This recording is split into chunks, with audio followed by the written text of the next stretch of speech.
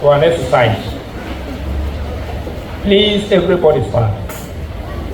Pretend for now that you are angry. Just pretend for now. If anybody has never been angry in this world, put up your hand. If you have never been angry in your life, put up your hand. So we presume that you know what anger is. Turn and face somebody with angry face. Then ask that person angrily, who do you think you are? Who do you think you are? The next thing, ask the person back, who are you? Who are you? Okay, you can now sit down.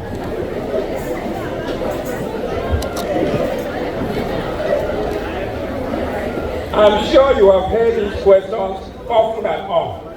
Yeah. Who are you? Who do you think you are? Yeah.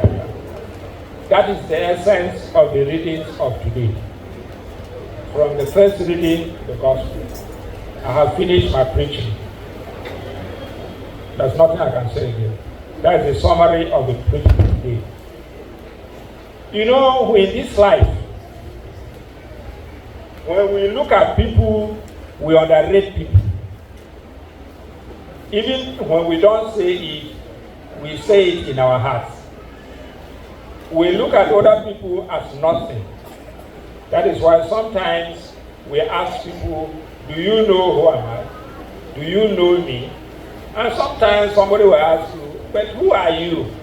After all, Jesus is calling on us. The readings today are trying to remind us, let us be humble. Let us be humble. Why do we boast? All that we have gotten, whoever you are, whatever position you have attained in your life, it is God that gave it to you.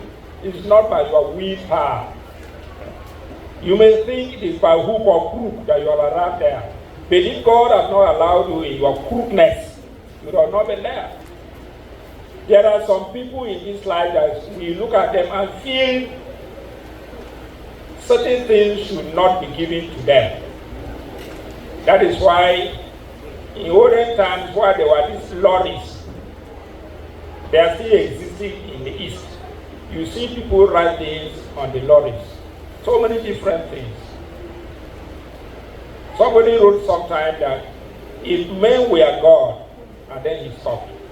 You just conclude the statement. For me, I said, if men were God, people would suffer.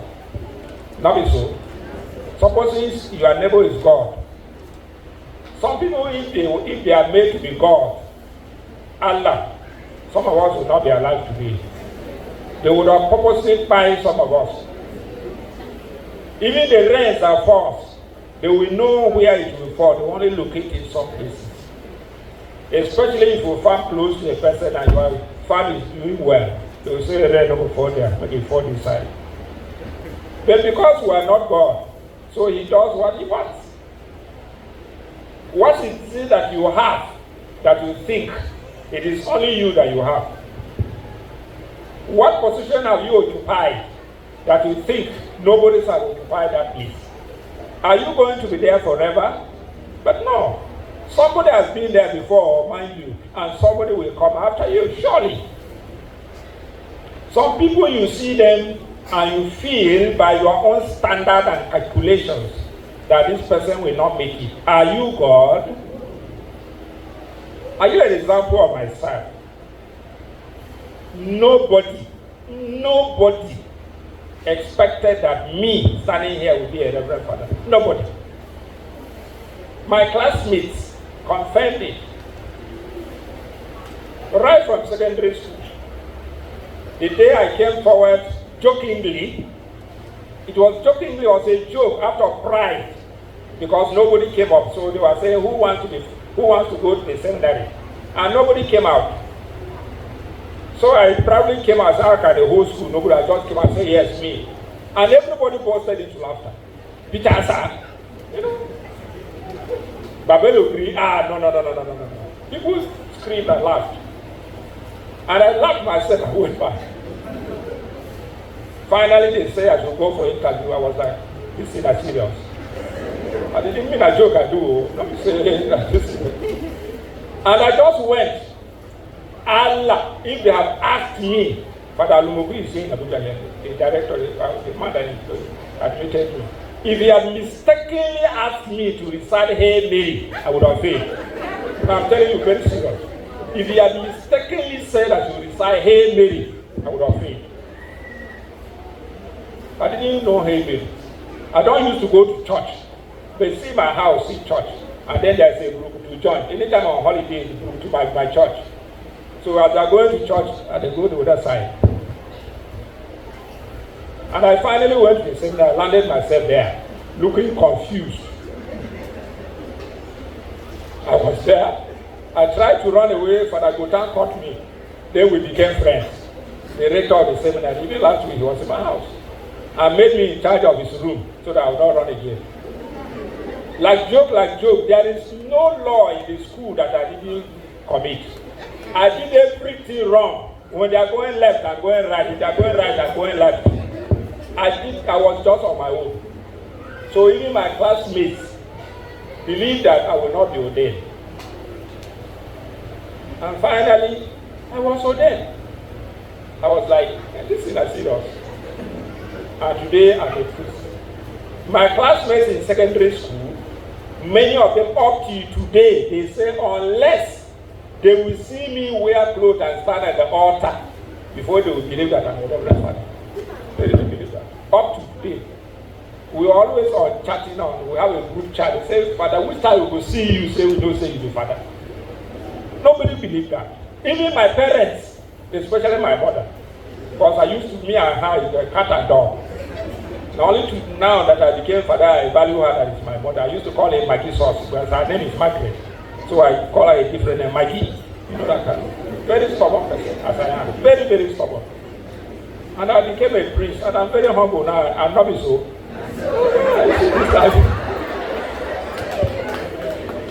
So this is life for you. People that ordinarily you think they will not be that, they will believe it. Oh. Some of you are living testaments of yourself.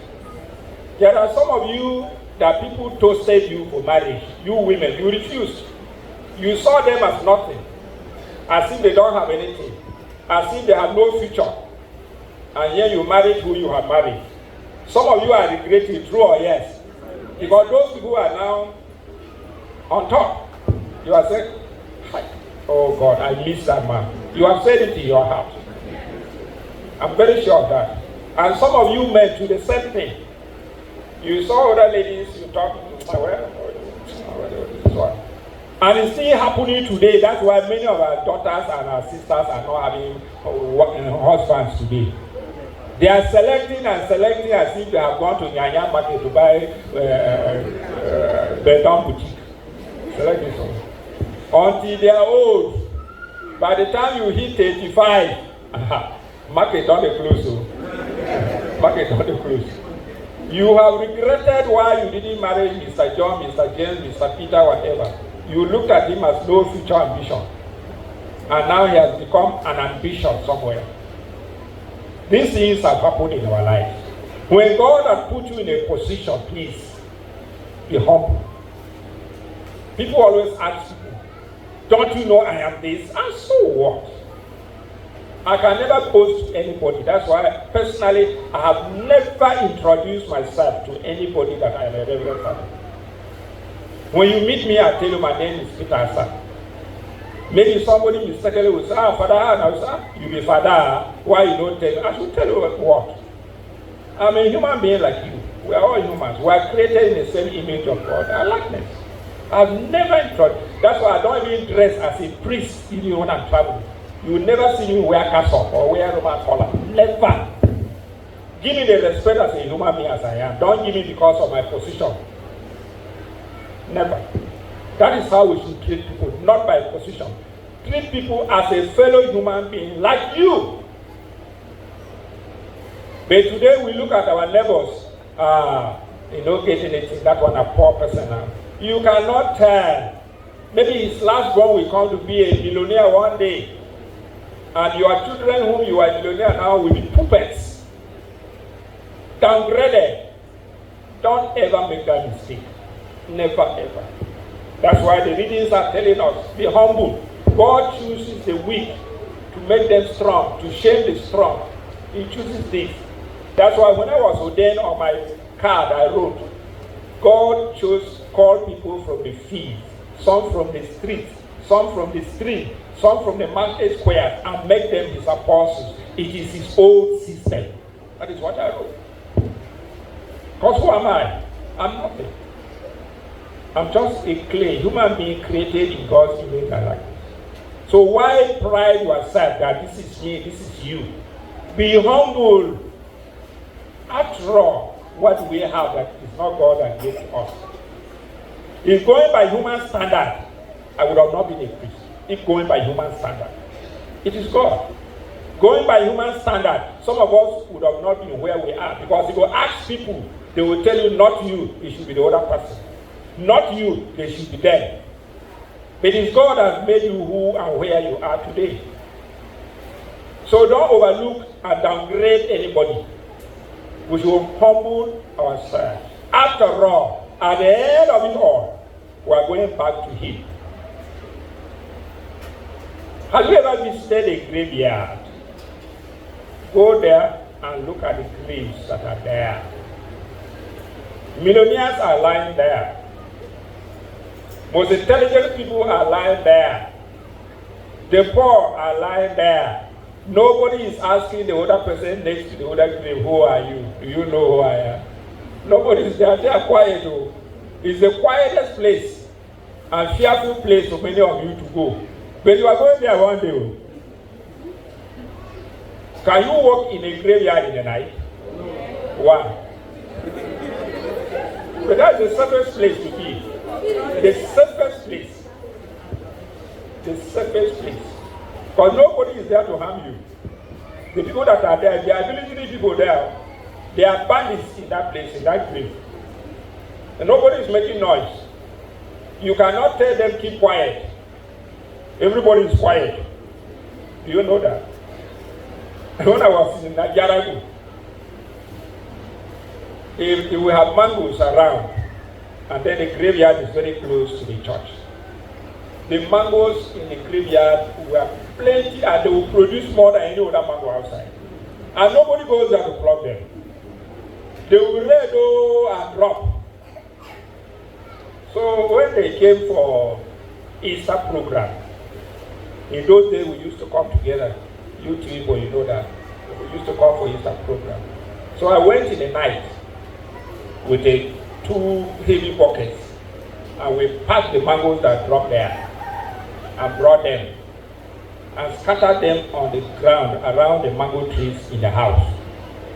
In the morning, when the people that came for Easter program got up, they went and scrambled for these mangoes, packed them all, and ate. When it was time for the evening occasion, it was a Good Friday. Yeah. I told them, if you want to pack mangoes without looking up, who told you that the mango you pack on the ground drop from that place?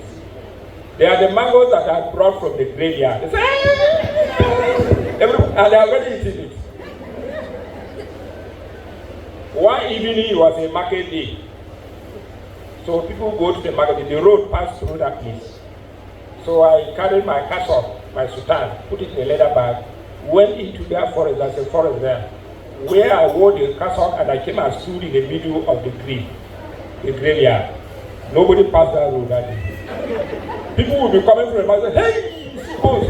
Everybody will pick it, hey, it's ghost. They announced in the town that there's a ghost standing in the graveyard. Nobody came close. People came too far. They were looking at the ghost, looking at me. They didn't know I was the one. When the boy started coming close, the more people were running and going to the town. So as they were running back to the town, I was trekking down to the father's house, and I ended up in the father's house. I said, hey, the ghost go for that house. Oh. So you see, that is where we are. So you see, nobody asks me, who are you? You know that? Do you know who I am? So let us be humble. And God will continue to bless us through Christ our Lord. Amen.